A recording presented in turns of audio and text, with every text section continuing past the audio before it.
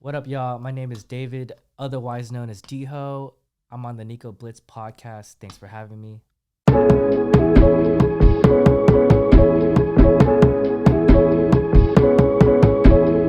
my God, is that Nico Blitz? All right, man. Nico Blitz Podcast, episode 9. We got my special guest in the building, DHO. What up, Nico? Thank you for having me. It's good, man. Ooh, is that some crowd cheering effects? There is some cloud. That's why I gave you the headphones so you could hear that shit. Want to hear it one more time? Yeah, do it. Ooh. You feel me? Thank you. This is the generic cheering that comes from the roadcaster, bro. I hope you enjoy it. I do. I feel humbled. That's what's up, man. So me and DHO, we've probably known each other since like April of this year, bro. Mm-hmm. I think we were having the discussion when Jay Espinoza was spinning at Arena. You thought you had like known me for like over a year or something like that. Yeah, it feels like it. But yeah, I found you from Twitch. Was it from Julian B? Because I feel, okay, so then this is what I think happened. I think I set up that thing for Twee where she was doing like we were promoting her music video, and then Julian wanted to be on it, and then Julian rated me after that. Twitch in 2020 was a time, and it was a very small circle of DJs that were doing it well. Mm-hmm. And I think I just followed all the DJs that I thought were dope, and you were just one of them. It could have been through Julian, but I don't remember exactly. But I remember like, oh, this guy reps the Bay hard. He's probably from the Bay. And I just saw you constantly streaming. Like you were always online. I'm like, this guy grinds. And that's just how I kind of got to know you, I guess. And then I think I whispered or DM'd you, and I was like, yo, what's up, bro? Like, I own Arena. Like, let me know if you ever want to spin. And then that's how we met. Yeah. So the funny thing about that was, for the people who don't know, I'm currently in LA. And I thought when DHO was reaching out to me to spin at Arena, I was like, oh, okay, Arena KTown. Like, I heard that club's fucking popping. I've been there before, right? So then by the time DHO sent me the flyer, it's at Arena SF. I said, fuck, man, I gotta fucking take a flight. Yeah, I didn't even know you were in LA because like your stream was so like Bay Area driven. Like all the emotes were like hella hypey. Your background was like Daly City. I was like, for sure this dude's in the Bay right now. There's no way. So I just asked you assuming that you're in the Bay. So it's hella funny how that works out. But it's hella also funny that you're from both areas where both arenas are at. Yeah, well, Arena San Francisco is probably like 10 minutes away from my parents' house. Yeah. And then, from here, I'm probably like 10, 15 minutes away from K-Town. You're like literally the resident. Oh my God. You're the resident, literally like the living resident of both nightclubs. Dude, facts, man. That's funny. But, I told myself because I had one of two choices. I would have either not taken the gig in SF and just been like, nah, it's cool. Like, it's whatever. But then I knew, especially during this time when not a lot of DJs would have access to like a club or anything, I was like, you know what? Let me just bite the bullet because it was my bad on not clarifying like where I currently am. And let me just cop this flight. I obviously lost money on the trip because the flight was like so much. It's probably like $300. It was something like, bro. And it's like travel costs and like food and everything. Yeah. But I was like, fuck it. And here we are now. Like, sometimes it takes a little bit of risk to get the cookie. Yeah. So I'm glad you're here with us on the Arena team now. And if you didn't take that gig, maybe that wouldn't have happened. That's what I'd be thinking about, honestly, bro. Yeah. You never know. Like, I think I was so interested in your story because I seen this long, extensive video of you creating Arena SF, and I'm like, I felt like it was maybe like a 10-minute video or something, bro.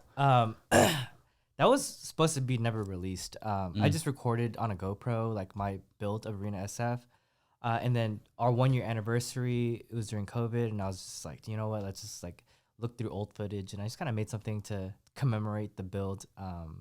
But yeah, I built every single nightclub and bar that we own, like personally.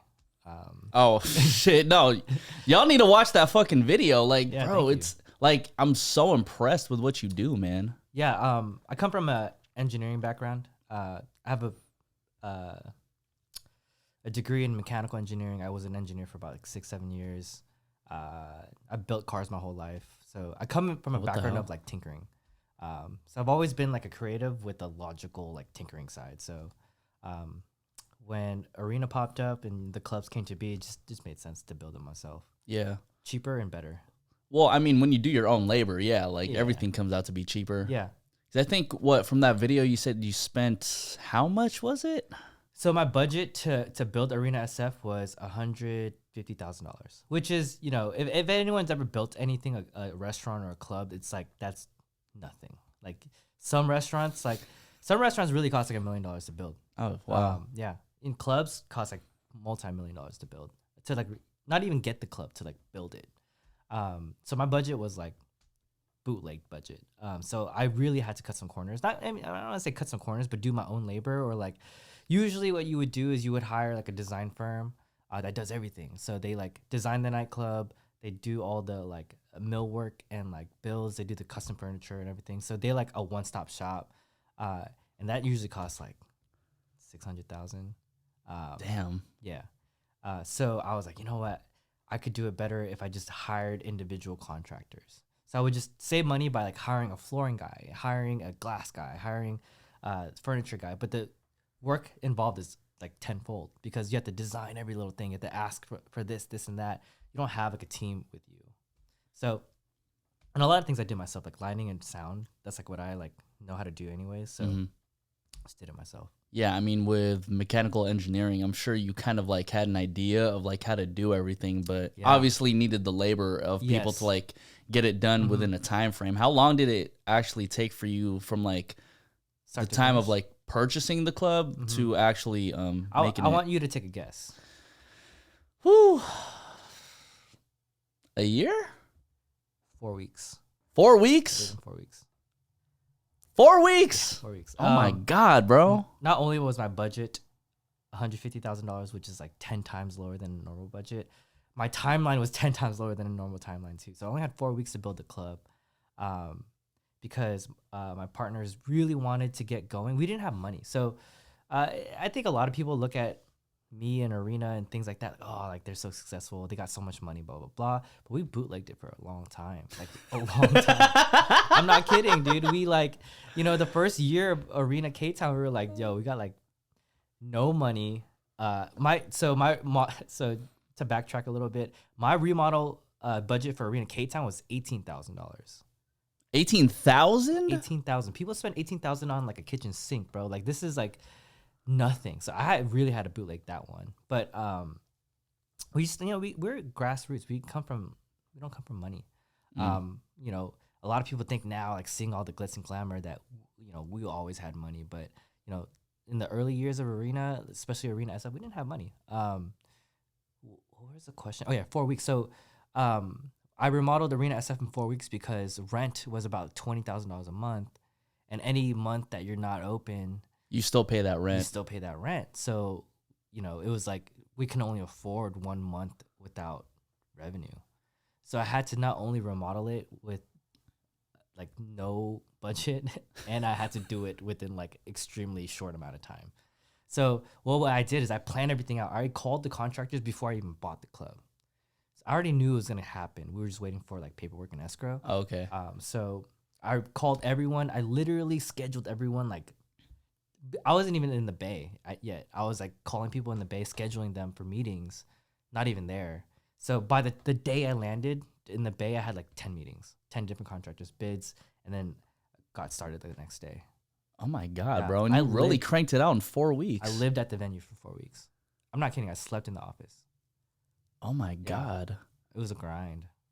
Bro, that shit just sounds like, I'm not going to lie, that shit sounds super hard. Yeah, it was hard. Mentally, physically tolling for sure. But I was just, I still am, but I was just really motivated to like make shit happen. Yeah. How much amount of time did you guys have for like Arena KTown then? Because that was the first club, if I'm not mistaken. Arena KTown was the first club. I had about 2 weeks for that one. Yeah. Yo, was it the same situation? No. Arena SF was a project. It was like a piece of trash before we got it. Arena KTown was already a club, so all we needed to do was like slap some lipstick on it, like a new countertops, new paint, ratchet sign, platforms for certain places. It wasn't like an extensive remodel at all. But I did redo the remodel for Arena 2.0 right after I remodeled SF. So 2.0's budget was $80,000. Oh my God, bro. So you just kind of had back to back, like, yeah, just remodels of everything. I'm at like my 5th, 6th remodel at this point. Yeah.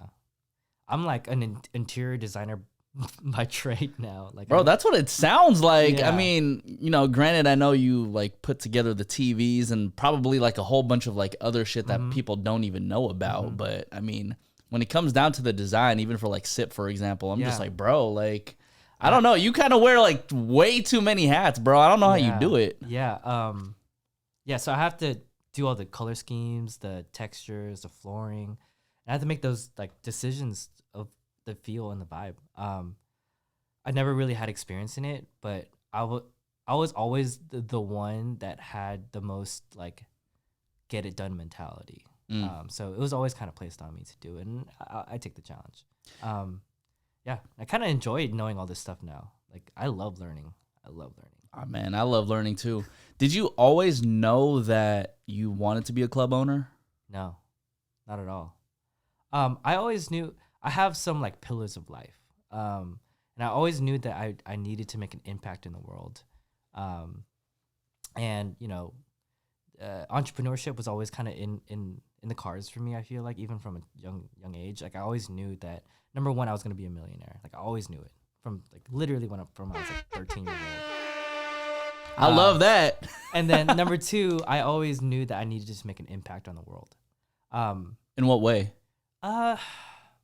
So like, not to get too deep, but anyone my age that's Vietnamese has parents that come from the Vietnam War, because that's, you know, the 70s is kind of like the Vietnam War. So like, if you're like anywhere between like 20 and 35, your parents came from the Vietnam War. And my dad actually got the only way to America from the Vietnam War is to get sponsored. You can't just you can't just like can't just go kick it, you know, like let's take a plane to California. You have to be sponsored by a family member, basically, right? Like, if you have a family member that is a citizen in the United States, you can get sponsored over. My mom got sponsored over by her sister because she worked for the government, so it was an easy sponsorship. Okay.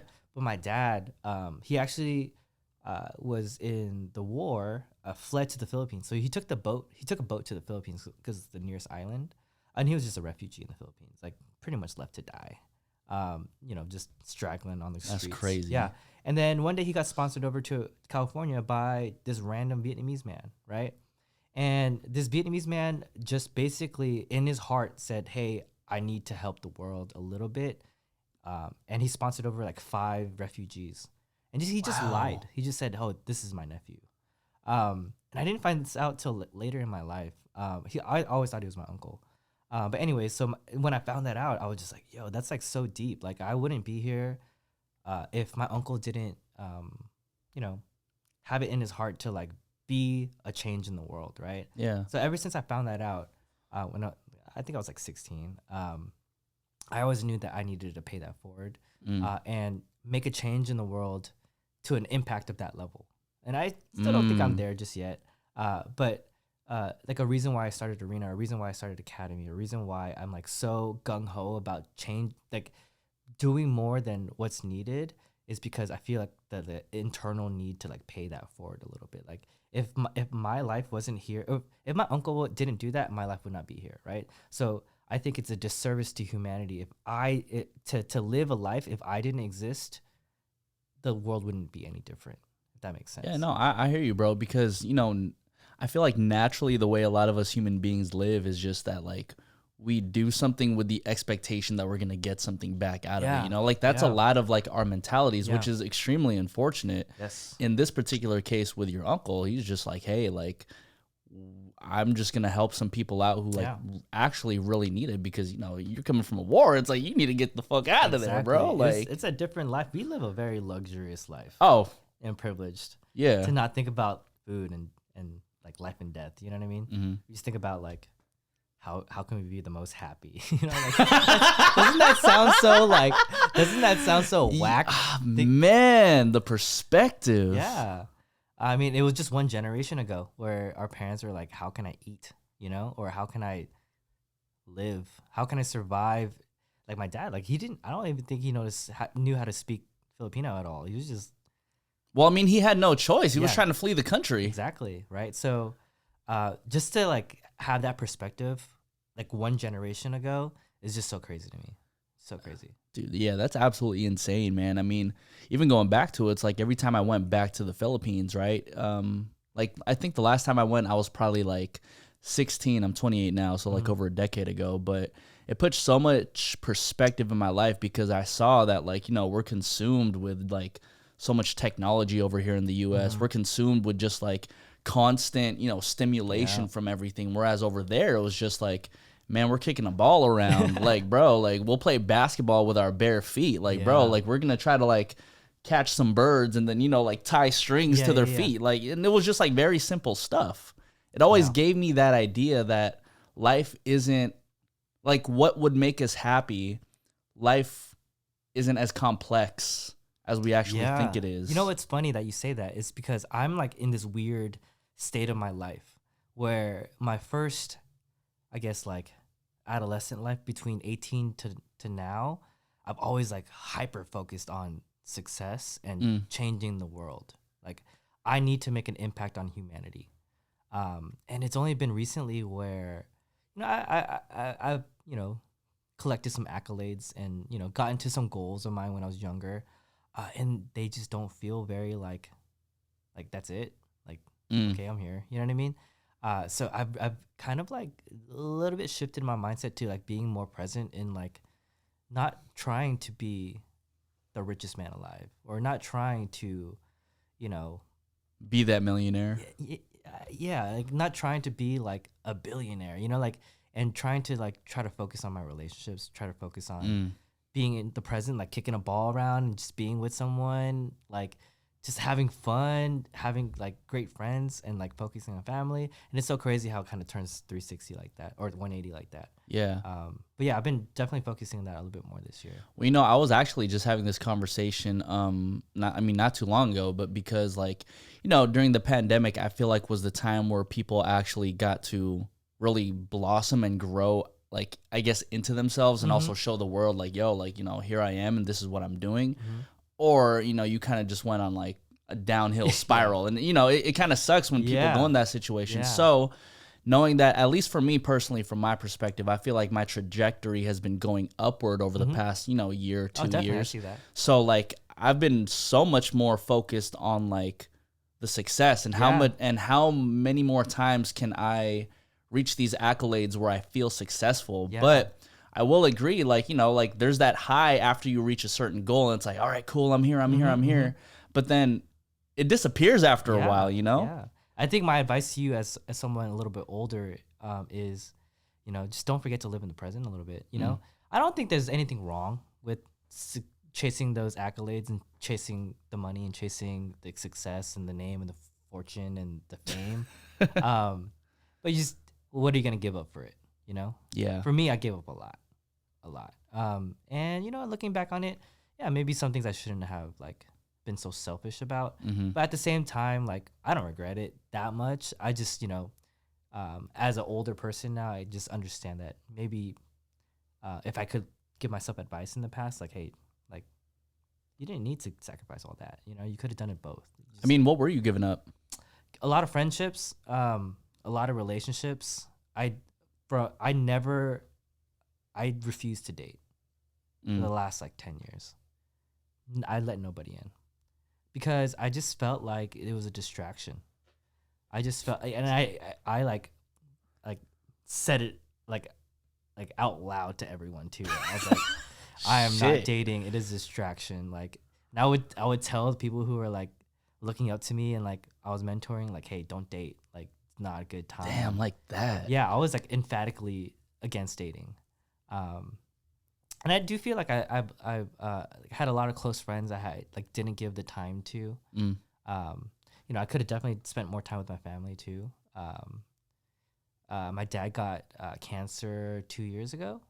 He got leukemia, which is like not a great cancer. Yeah, sorry to hear that. My cousin actually passed away from leukemia when I was like 14. Damn. Yeah, it's a tough disease. Yeah. And then when that happened, I was like, damn, man, like all the reflection, like, damn, should have kicked it with my dad more. I should have given more time. Like I was chasing all this shit. Luckily he's in remission now, but you know, a lot of those things pop up in your head once like you get, you know, to your certain accolades, and you just feel like, damn, like was it worth all that sacrifice, you know? And when you look back on it, like, could you have not sacrificed and done the same thing? And I probably could have. It's just time management, number one, and number two, like not being so like blindly like laser focused on something, you know what I mean? Just forgetting everything else. Yeah, That's how I was. I definitely was. Bro, like, I mean, I haven't told anybody this, but then, you know, my mom actually reached out to me, my sister, and like a couple of our family members, and you know, we'd always make fun of my mom whenever she'd watch Warrior games because she would have like her Apple Watch and it would check her like heart rate and it would like skyrocket. She'd be like, oh my God, like the Warriors are playing, da da da. Turns out, you know, my mom actually, she suffered a minor heart attack. Oh my gosh. Yeah. From a Warriors game? Not from a Warriors game, but because she noticed that her heart rate was just naturally like super high now. So, you know, granted, my mom is okay. You know, she's good now. And, you know, she has a checkup in early February. But it kind of, I don't know, like, I guess the mentality I had as soon as I heard that news, I said, like, oh, my God, like, it's a decision I have to make because do I try to get to my goals faster or do I mean, granted, you know, she's also like 300 miles away, or do I try to also spend time? And if I want to do both, like, where's that medium where I could really balance everything? It's a lot of like crazy tough questions that you start asking yourself. And there's no real right answer. There's no like true or false, right? There's like, it's such a delicate balance of everything. And for me, I'm so extreme. Like when I chase something, it's just like 100%. Bro, yeah. I'm sure you're kind of the same. Bro, I'm literally the exact same way. Yeah, so, you know, for me, it's like once I like set my goal on doing this, like all I could think of is that. Like literally day and night, I was working like 120-hour weeks. And then, you know, I feel like, hey, like looking back on it, was all that effort probably needed? Maybe not. And I don't think so. It would happen anyways. But I mean, yeah, like, do you think, like, if you weren't so, like, laser focused on everything, because, again, you do so much, like, you know, that's what, 3 clubs / lounges in total. Like, you also have, like, Academy to worry about, and then, you know, like, your own personal life. Like, do you think, like, looking back at all of that, like, do you think you could have, like, achieved all these things if you weren't so laser focused? Yes, but there's a quality that I attest. Well, yeah, yes. Short answer is yes. I think if I wasn't like so OCD on that stuff, it probably would have still happened. But the thing that probably I attested to, not laser focused, but like the chip on my shoulder. And I think that chip on my shoulder really pushed me past what normal people would be like, okay, it's good now. Or like, I'm fine. You know what I mean? So one of the chips on my shoulder is obviously my uncle and like, hey, like I got to pay it forward. But the other chip on my shoulder is I grew up in like the hood. Like I was raised in like Inglewood and Hawthorne, and now, you know, oh wow, I know that. Yeah. I always thought you were from the OC. Nah, I was raised in like the hood. Yeah. And you know, it was you know, my first day at kindergarten, I was beat up. I was never accepted. I was the only Asian kid on the block. God. I was like, you know, it really grew grit in me. You know, it really grew like, hey, like, you're not accepted, but not in a depressing way. Like, hey, you got to make it out. You know what I mean? So, you know, from an early age, I always knew like who I am physically isn't like accepted in my like city. You know, I was the only Vietnamese kid on the block. I was like a foot shorter than everyone else. I was scrawny and small. You know, everyone's just like, you know, gang member. Yeah. So I always knew that I was like not like the model person in Inglewood, you know what I mean? And I knew I needed to prove myself. And I always knew that the way to prove myself would have to be skills. Like I would have to be good at everything so that one day, this is so weird, right? You're speaking like a true Asian, bro. Yeah. Well, okay, whatever. So I always knew that I needed to be good at everything. Like everything. So, you know, this is from an early age, like kindergarten. I'm not kidding. Like this is from like 5, 6, 7 years old. I just started learning everything, like everything, like not even like school. I was terrible at like math, Well, actually, I was pretty good at math. I was terrible at like school, but I learned everything like graphic design, guitar, coding. You could pick up skills. Yeah, but it wasn't because like I was naturally like smarter than everyone. I just had that chip on my shoulder that I need to be good at everything, and I need to be like better than the average to compensate because I am not the same as the average, right? Got you. And that's the grit I grew up with, and I guess the discipline I grew up with. So when I got older, I got more accepted into culture and people and whatever it is, but that grit never left. So yes, it would have happened if I wasn't so laser focused, but maybe it wouldn't have happened if I didn't have that grit, that chip on my shoulder of like having to be better than everyone else. Yeah, I feel it. But even that need to be better than everybody else, that can also be like very consuming because you're always gonna find somebody who is better than you at whatever you do. Oh yeah, definitely. Yeah, I think that mentality became a lot less toxic as I grew up, and it became more of like just like a like if you're in the military, like you're used to like making your bed in the morning. You don't even think about it. It's like part of your like core. So now it's definitely not like I don't chalk it up to a toxic trait. Like, oh my gosh, he's better than me, so no way, I need to be better. It's just more of like a internal discipline of mine now. Yeah, that like chip on my shoulder of like having to be really good at everything. So then, when did you pick up the skill set for DJing? Early, when I was 12. Oh my god! Yeah, so I was just DJing was just like a one piece of everything that I did. Like piano, guitar, DJing, graphic design, photography, dancing, sea walking, which I just learned the other day. Yeah. Let's not have that on the air, huh? Cars. I did everything. I had my like clothing line when I was like 12. Excuse me. Oh my god, a clothing line too? Yeah, I did everything when I was like by like 15. I don't know why I did it. I just did it. And then DJing just became like it wasn't actually never in the forefront. Like I just bought turntables when I was 13. Not bought turntables, asked for turntables for Christmas. And I got turntables and I just like started spinning and scratching as like another skill set to have. And then it wasn't until college where I was like, you know what? Like, what are these sucker DJs doing? Like I've been doing this for like 6 years, like it was never a like, oh, I'm going to do parties, Yeah. And then in college it was like, oh, dude, I totally can DJ your formals. I could totally DJ this party. So I would like, put myself out there and DJ. And that's when I got like a little bit more in the scene and I got booked for clubs and I was like, whoa, this is cool. Like, I'm like, this is a nice little side thing. And then it became like a real thing. At what year did it become a real thing? I think like when I turned like 21, 22, because that's when I can go to the clubs. Yeah. It became like a lot more serious. I've never had a job because DJing was always like my side hustle growing up. So from 18 to like 25, all I did was DJing. That's crazy, man. Never had a job until I got my first engineering job.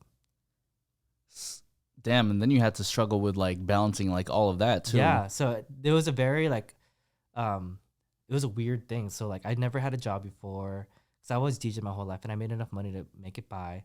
And then when I got my engineering job, I was like, dude, is this like, I felt very like creatively like locked in. In a box. Yeah, because I was an engineer now. So like my 8 to 5 was like math, and then afterwards, like I had to like keep sane by like, doing some gigs and such. But I just felt like, when I first started engineering, I was really into it. I was like, oh, this is a new thing, blah, blah, blah. And I actually quit DJing at that time. I quit DJing 3 times in my life. I quit DJing when I got my first engineering job because I was like, you know what? I got to focus on this. Like DJing is not going to get me anywhere. Foreshadowing. I know, right? It's not going to get me anywhere, bro. Yeah, so I quit DJing. I just focused on engineering. And then I just felt so creatively, like, I felt like a robot after a while. Yeah. Because then what was your job? Like, my first engineering job was a petroleum engineer. Please explain. Yeah, please. I don't know what the hell a petroleum engineer is. Petroleum engineering is like oil rig engineering. So I like design parts that went in the oil rigs in the middle of the ocean. Oh, okay. Yeah. All right. Fun stuff. Yeah. So I designed like the electronic parts that went in the ocean. These like, so basically like to pump up oil from under the ocean, you need to like throw a pump down there, and it needs electricity, right? Yeah. But it's the water, so you can't just like throw electricity in there. You can't just throw an extension cord down there and be like, here's a plug. So you need to build like the pipe infrastructure and the waterproof seals, so you can get like a glorified extension cord down there, and it's like hundreds of amps. Like you will die if you touch that thing. Yeah, because then you basically throw the pipe in, and then you build from the inside, kind of. Yeah, I mean, I wasn't like the infrastructure part. I built the parts that like sealed the top from getting water in, and then the wires that go down. Okay, so you weren't actually in the ocean over here, just like, no. Man, look. No way. I was in my desk clicking around. Yeah, I was in my desk clicking around on I feel it. Yeah. So then that was the first time you quit DJing. Yes. When was the second time? That was like the second time I quit DJing. The first time I quit DJing was before that, and it was in college. I just felt like very like it was always like Thursday would be a club, Friday would be a bar, Saturday would be a formals, and it was every week the same thing, and it just got really boring to me. Like, damn, man, like where am I going with this? I was getting paid like $50 an hour. It was just like terrible. So I was like, you know what? I'm just gonna focus on like my extracurriculars, like my frat and like my relationships with like my friends and stuff like that. So that's when I quit DJing the first time, and then it got boring, so I went back to DJing. And then it's kind of a story. It's like maybe this shit wasn't so boring at all. Yeah, the story of my life. The third time I quit is when I got my second engineering job. So which was the oil rig stuff. It was cool. It paid okay, but like I just felt like I didn't make an impact on the world. Like actually, I think I made a detrimental impact on the world. I mean, shit, bro. I mean, you were getting oil from the ocean. Exactly. I mean, so I was like, oh man, I just don't feel like I just don't feel good about this. You know what I mean? So I quit that to be a medical engineer. Okay. So I turned into a biomedical engineer. I got a job at a place called Applied Medical, and I designed surgical equipment. So like, tools that like cut stuff out of your spleen and stuff like that. And then I just got really into it. Like I never really like was into like bio at all before, but now that I got this new job as a biomedical engineer, I was like, I gotta learn how the body works. I gotta learn like your hormones, your endocrine system. I gotta learn like, the thyroid. I gotta learn. Bro, that sounds completely not like what you went to school for. Not at all. But like the thing is with me, I learn anything and everything. You can throw me into anything and I'll learn it and I'll be really good at it. So that's when I quit again. I was like, you know what? I gotta be like this doctor guy now. You know what I mean? So yeah, I learned a lot. Then story repeated itself. I got bored of it, so I got back into creatively. Like I was gonna box again. Yeah. So I went back to DJing, and that's when I actually started the school. I started the school while I was an engineer. Oh, okay, okay. Mm-hmm. That makes sense then. So then, what year did you start Academy of DJs? 2000, late 14, early 15. Oh, okay. Yeah, that's about the same year that I moved out here. Yeah. Nice. And it's been like, what, 12 seasons already? 12 seasons. 6-7 years. Yeah. That's crazy, bro. Yeah, so like basically doing the medical engineering, it just got boring. Like the thing with medical engineering is there's a lot of paperwork. Yeah. It's like you don't do anything without writing it down. It's like stacks of paper. And for me, it's like, damn, man, this is so boring, actually, And then I was like, I got to do something with my mind. I have so much extra like mind power. So I decided to start a DJ school. I just felt like it was one of my like pillars of life to give back. So I was like, you know what? I got to give back. I got to do this. Got to do that. So I started it, bootlegged it, super bootlegged it. And then, did that. I feel like, before I get into my next question, I feel like your name, your IG name at least, DHO Creates, is definitely like what it is, because you went from like creating the things that you put into the ocean to creating like surgical equipment for people, and then now with Academy, it's like now you're creating DJs. Yeah. That's exactly where I got that name from. I was like, you know what? Like, I don't want to be locked in as a DJ. I don't want to be locked in as I actually hate it when people call me an entrepreneur, because I don't feel like that, I just feel like I'm a dude who just creates things. That's all I do. And that's where the creates comes from. So then when you were doing the engineering stuff while you were creating Academy of DJs, like I guess how did even the creation of Academy come about? Because I mean, like, I wouldn't even know where to start. Like, I mean, you obviously have your skill set already. I guess the next step would be like, grab some teachers, get a space, and then get some students, right? Yeah. So actually, I got kind of lucky with this. So it's a funny story. Not actually, no one really knows this besides the guys, like my close friends who started it with me. So I was in a group called Hibiscus. It was like a crew of DJs, and we did like DJing and like corporate parties, weddings, high school events. We were just like a close group of guys who were into production and DJing. So half of us were into production, like lighting, sound, staging. Half of us were into DJing, right? I was on the DJ side. I was on the DJ team, and we had a warehouse. And we were all like really young, hungry entrepreneurs. And, you know, they would just buy a bunch of domain names. I know where this is going already. Yeah. Yeah. So they just buy a crap ton of domain names, right? So they're like DJingfordummies.com, lightingandsound.com. Like they would just buy like hundreds of domain names. And then you flip those. And then you flip them. Yeah. Like someone would like offer you like $50,000 for a domain name, or whatever it is. And one day during a meeting, they're like, yo, we have a domain name called Academy of DJs.com. Isn't that dope? I'm like, yeah, that's dope. Like, yo, like this actually sounds legit. Yeah, Academy of DJs. Yeah, that sounds legit. We got the domain name, and but that was like I didn't even think about starting it. It was in the back of my mind, right? And then, you know, one day I was just like, I'm so fucking bored, dude. Like, I'm like just doing all this engineering. A lot of the shit just came out of your boredom, bro. Yeah, it does. I get bored so easily. Yeah. So I was like, you know what? Let's fucking do it. Let's do this school. And I know we got the domain name already, so we got it. Let's do it. So we already had the warehouse because we store equipment there and we like do like our inventory there and whatever it is. I rented the warehouse from them from Sundays from noon to 9 p.m. for $400 a month. Damn. But I had to like set up and unset up. Like I only used the space for like a couple hours every Sunday. And then what I would do is I had like 2 or 3 pieces of equipment myself, like turntables and controllers. I would hit up my like DJ friends Sunday mornings, be like, hey, like, can I borrow your stuff?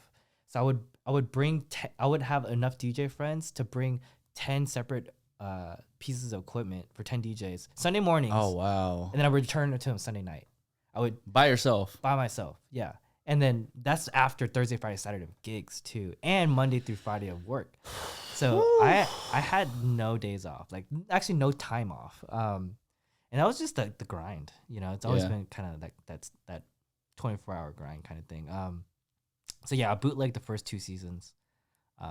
Just rental, like, you know, a studio rental, a couple hours every Sunday, borrowed equipment, and yeah, just kind of worked up the hype in the brand so people would pay more tuition, and then snowballed to today. Yeah, so I mean, you were getting 10 different sets of equipment from like 10 DJs, so you needed 10 students at that. Like, did you get those 10 students right off the bat? Yeah, we begged for those students. Like, Julian was my friend before. Like, we met her at like some pageant. She was like a beauty pageant girl, and we DJ'd for the beauty pageant. Oh, so okay. So like when we started season 1, we just like called Julian. Hey, Julian, do you want to learn how to DJ? And she's like, I don't know. Like, you know, like just do it. Like, I promise you, it's gonna be dope. And I like her tuition for season 1 was $200. And how long's the season? Like 6 months. Ah, God damn, bro. Yeah. But I mean, when you're trying to like, you know, get students in, this is like your first thing. Yeah. I feel it. My cousin was a student. Like, I'm not kidding, bro. Like, it was so bootstrapped, bro. Like, I was just like hitting up anyone who I thought would be interested in music. Like, hey, like, do you want to learn how to DJ? Yeah. Oh, that's and it was a lot of like people from my old frat. It was just people that I knew. And then you know we actually like, you know, taught them how to DJ. Didn't really know what we were doing. I was just like, oh man, just do it like that. You don't get it, you know, like that was the thing when all the season 1 students talk back to me. They're like, bro, you didn't know what you're doing. You were like so mad at me for every little thing.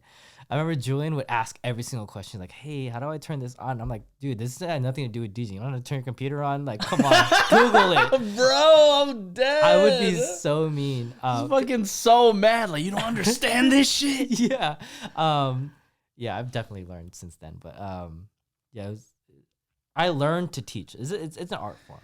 It definitely is an art form, bro, because, I mean, like I told you, like, I was over here doing something for Hercules on Twitch the other day, and I'm over here talking, like, I know what I want to say, I just don't know how to say it. Yeah. But then at the same time, it's like, I also don't want people to feel like they're dumb. Yep. But then when you teach people, it's like, you have to also kind of act like they're dumb. Yeah. In a sense. I mean, you could definitely fix that up, like, the way I said it. Yeah, you gotta serve it on a silver platter.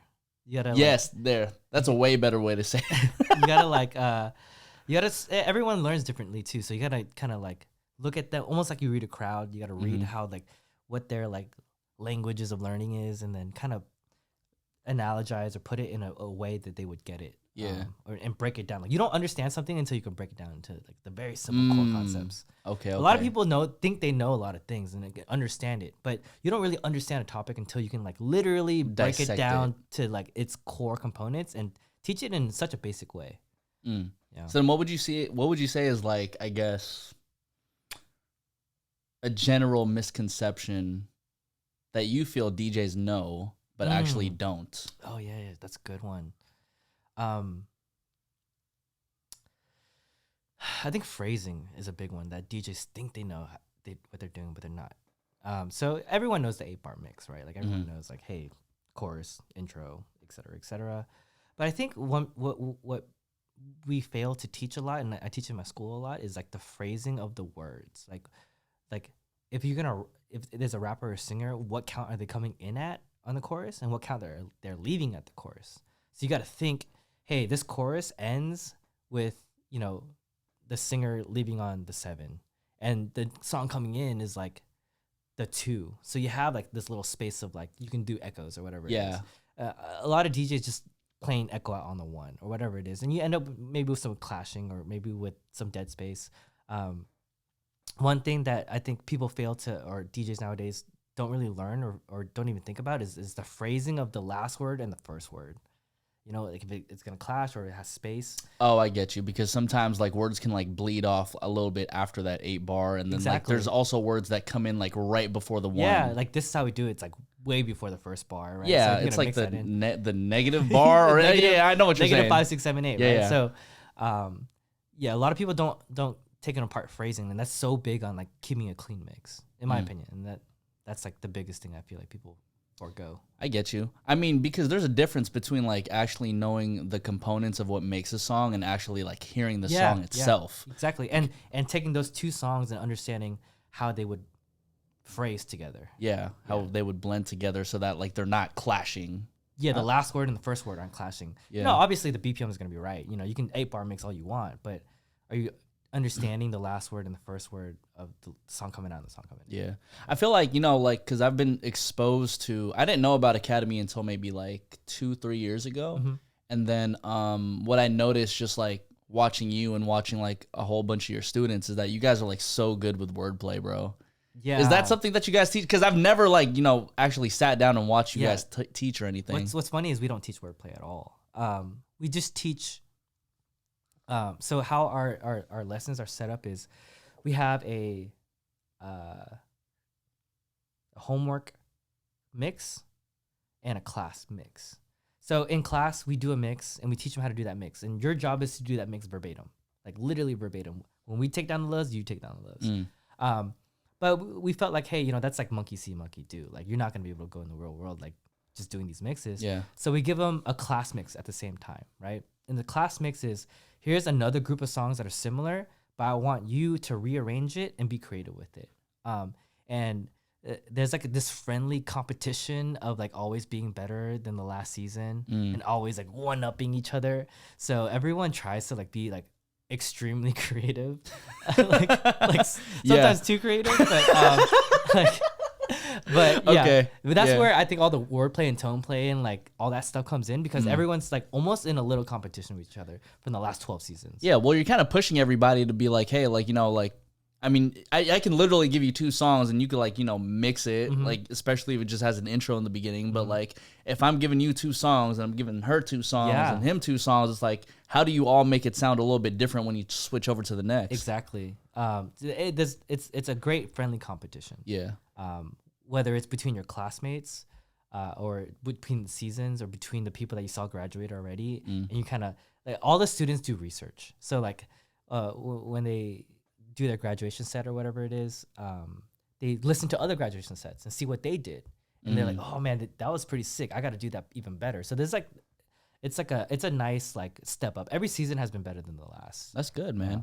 I think I might just have to like lock in and like see what you guys like actually do, because I mean it's freaking dope, man. Do it every Sunday. Because you guys do like, do you still do only 10 students per season? Yeah, we do 12 now, but 12, yeah. okay. So we get like 300, 400 applications every season. Oh my god! And I made it a point to myself to never sell out, because I could have sold out. I could have been like, okay, well I want to make money now. Like let's take 100 of them. And then just that's what you meant by sell out. Yeah. Just like take a bunch of them and then teach them the basics and then just take their money and DJ 101, 102, 103, 104 and just kind of like prolong that thing and just milk them for their money. But I've always I always looked at Academy of DJs as like my passion project of my like kind of like my giving back to the world a little bit. Not like an arrogant way, but like just like this is like what I want to change in my own community. So I always felt like I really got to choose the right people who really want it. And I gotta like not make any money from it. How do you even like go about choosing people? It's kind of complicated. We have our deliberation process takes like 12 hours. We they do applications and then we stalk them. We look at their Instagram, Facebook. We read their application. We give them a score. And then we tally up all the scores and we debate the top half and then we narrow it down. Damn. Yeah. 12 hours, huh? I mean, that's a tough school to get into then, especially if you're getting like 300 applications every time, bro. Our acceptance rate is lower than Harvard's acceptance rate. Yeah. It's like 3%. That's insane, bro. Yeah. But yeah, I mean, I like the fact that you don't accept everybody in because, I mean, how many people are teaching? Like 4 or 5? 18. 18 people are teaching? We have more staff members than students. I mean, that's actually a good thing, though. Yeah, it's a great thing. Because then you can, like, hyper-focus on people. But, to my point, like, if you have, like, 100 applicants or 100 people that you let in and you're having, like, 18 people do the work, it's kind of just like, man, like, there's only so much you can really, like, focus on one people. And like I said, like, everybody who I've heard from Academy, like, they're fucking dope. I'm like, man, like, I was just talking to, who was it? Maz D the other day? Yeah. Was he under you guys? Nope. No? Okay. He's good though. He's good though, but and he's like, bro, I've only been DJing for like a year. I'm like, these kids are getting so good so fast. Yeah. It took me like 5 years to get where they are in 1 year. Because number one, they have the community and the resources. Number two, they have the internet. Yeah. Number three, it's like the DJ world's so saturated now that like you have to be good. Like, yeah. If you're not good, then like you're not even gonna get a gig. So and also the tech that we have nowadays, like I've had conversations about this with like Icy Ice, for example, and it's like back in the day, like I'm sure even you, since you've been DJing since you were 12, it's like you have to carry around crates and everything. Now it's just like, okay, well, as long as my computer has like the internet, like a terabyte, like some sort of like internet access, I can get whatever song you want right now. Crazy. Like you got like Beat Source, you got like everything, and it's definitely. like. It's a lot easier. I would say, at least in my opinion, it's a lot easier to become a DJ now. Oh, yeah. The barrier of entry is like nothing. Yeah. You can do it on your phone, I bet. Like the barrier to learn how to DJ is very low. And I think it's a great thing. A lot of old school DJs are like, oh, man, they're not learning the art, they're blah, blah, blah. But I think it's so good because it breeds creativity and it breeds excellence. Because since everyone can do it, now you're fighting against everyone. Yeah, now you're trying to be the best. Yeah, back in the day, when I was DJing, there was like 1 or 2 DJs per city. That's it, and then you were the city's DJ, You didn't need to be good. You just needed to have music. Yeah, you also just needed to have access. You just needed a speaker. You needed turntables, you needed records. As long as you did that. But, the good thing, as a devil's advocate, the good thing about that is you really got to be invested.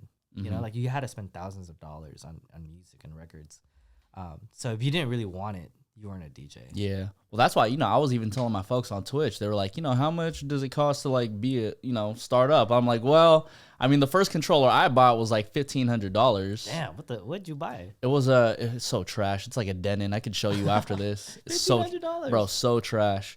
But, if you want to start off, you can get like the little Hercules joint or like the Pioneers, which are like $150. They're super cheap. But then like if you want to up your equipment and, you know, like do shit, it's like, okay, well, the S9 is going to cost like $1,500. The PLX 1000s are like $750 each. And it's like, you know, you're already looking at over like $3,000. So if you don't have that money to spend on it, and if you're not that invested, like, don't do it. Yeah, definitely.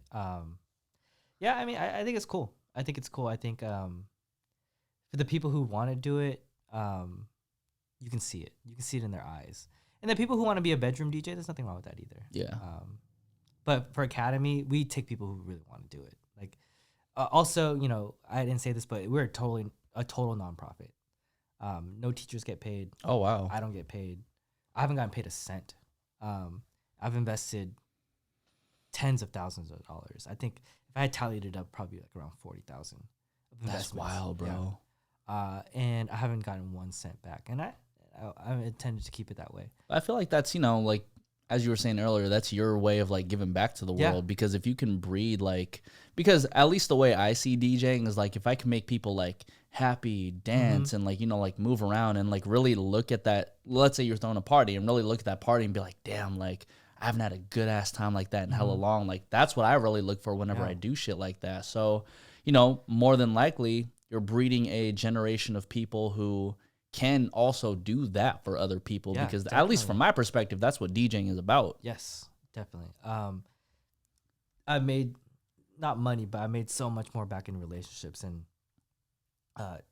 seeing people successful and doing their thing, it's indescribable. It makes it all worth it. Yeah. And I'm sure like that's also the reason why you haven't been like quote unquote bored of Academy. Yeah. I've never gotten bored of Academy. That's one thing. I've never gotten like, I never bored myself out of it. Like my other things I've done in life. Isn't it crazy how you can get paid so much, get bored of it, but then, you know, like in this particular situation, it's like you don't get paid at all, but then you're having the time of your life. Yeah. I wouldn't say I'm like ecstatic, like having so much fun. Well, you're not bored of it. But you know what I mean? There's this pillar, or not a pillar, but there's this like part of like a void in my life that it fills, right? The giving back, the creating a community, the take a 2 steps back and look. If I wasn't here, none of y'all would have existed. Like none of y'all, like I was maybe not like 100%, but I like changed people's trajectories in life a little bit. And if it wasn't for me, that wouldn't have happened, and that's enough for me. So yeah. That's what's up, man. I love the story. Yeah. So what's next then, bro? Shoot. In what way? In life, in much. all your creations and everything. Well, SIP is opening up soon. Yeah. So we have a new bar coming out in Little Tokyo. It's gonna be an alcoholic boba bar. It's called SIP. We're waiting on some license transfers, but that's probably gonna start up in a couple months. We're in the talks with a few nightclubs to expand Arena, so hopefully we can do that. That's business wise. Academy's just started season 12 last week. So round of applause. Thank you. Yeah, Academy just started last week, season 12. So I'm very excited to see how these students pan out and how they're doing. I think half of the students are dancers this year. And it's so funny. They're like, I'm a dancer. Oh, I'm a dancer. I'm a dancer too. And it's so fun because for me, dancers learn the best. Well, because they automatically understand rhythm and everything. Yeah, and they're so used to being in a community already. You know, you're a team player as a dancer. Like you're not an individual. True. So whenever we have dancer students, they blend in great. But anyways, season 12 just started. So that's gonna go. I'm thinking about having like an Academy of DJs online. Now, I pondered this since like season 2 or 3. I've always wanted to do an online class, which is like for the masses most part, like not like so hyper focused on like a small cohort, but like, hey, here's a lesson, download it for 99 cents or whatever it is, right? I feel it. So that's, I don't know if it's gonna happen, but I definitely been eyeing it. I have a few meetings with some people to see if it's plausible, if it's worth it. Other than that, what else am I doing? I just bought a house. Congrats. So, thank you. So very nice house. Thank you. So crazy. I always thought like, you know, I would wait until to get married and like have kids, then buy a house. But life moves at you differently. Man, look, life, everything that we expect just kind of goes down, but then what ends up happening is a lot better than what we expected. Yeah. So I'm in the process of kind of like remodeling it a little bit. Excited to have my first house and like do whatever I want and not worry about like having holes in the wall and like what my landlord's gonna say about my dog. You know what I mean? Yeah. So yeah, that. Other than that, I'm just kind of like I'm already kind of filled to the brim with work, so I'm not really trying to do too much. This year I'm really focusing on like being in the present. Giving people the time of day, being a better listener. Just things that are like I kind of like pushed back when I was younger a little bit. I like that, man. Also, too, before I don't want to get this over anybody's head, but like, the branding for Arena is just crazy, bro. Thank you. Like, and I think that's what interested me so much was the fact that like, I mean, yeah, you can chalk it up to like Twitch or TikTok, and you guys are like very prominent on those platforms, but like, even with the idea that like you're expanding the Arena brand, possibly like you have Arena KTown, you have Arena SF, like I mean. At some point, there could be like Arena New York or like Arena like Texas or This is the game plan actually. We wrote out this master plan at our first club, so it's supposed to be K-Town, San Francisco, San Diego, Orange County, then Las Vegas. And then we're stopping at 5. Just take over the West Coast. Yeah, West Coast. Yeah, I think we just don't know. We were so born and raised in the West Coast that. Like we wouldn't even know what to do in the East. Yeah. But that's our kind of goal. The 5 up and down the West Coast. And we'll see where we go from there. Yeah. But yeah, I think we are one of the only nightclubs besides like Omnia and Tao and stuff to be like, kind of like branded in a way where it's like known like at least like in California. Like everyone in California knows what you're gonna get at Arena. I think that's a pretty cool thing. Well, kudos to you, man. I'm so happy to be on the team. Yes. You feel me? Where can everybody find you, bro? At Arena. All right. Well, there you go. Arena KTown, DHO Creates, all that stuff. Yes, my Instagram is DHO Creates. My Twitch is DHO Creates too, but I never go on anymore. Yeah, I wish I would have caught some of your streams when you were streaming, bro. Yeah, so during 2020, I had like all the time in the world all of a sudden, So I was like, what, let's stream. So I was like, I streamed for like 2 months. And then I just got over it. Got bored. Yeah, I got bored. I got bored so easily. Got bored and just, focused on like consulting. So I consulted a bunch of streamers instead. That's what's up, man. Yeah. Well, Nico Blitz Podcast, DHO. Thank you, everybody. Thanks for having me.